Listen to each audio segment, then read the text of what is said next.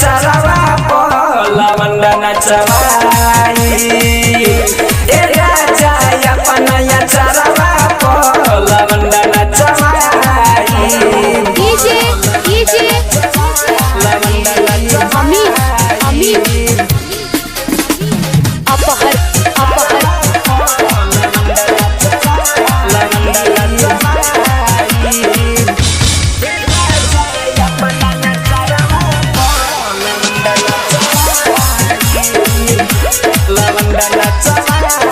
धूमधाम से करब हम पूजनवा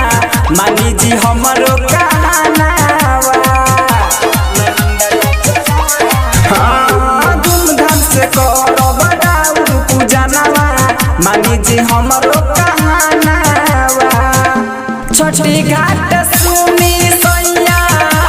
बजा बजवाई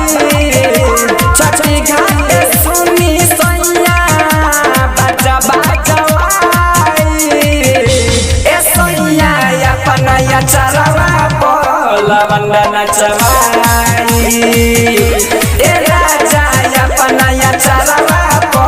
लवंडा नचवाई डीजे अमित अपहर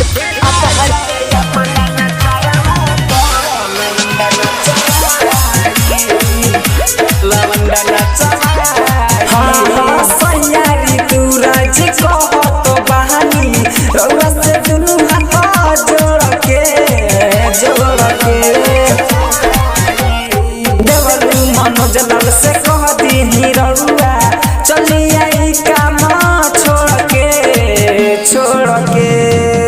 घाटावा पे लाल बाबू के डीजे मंगवाई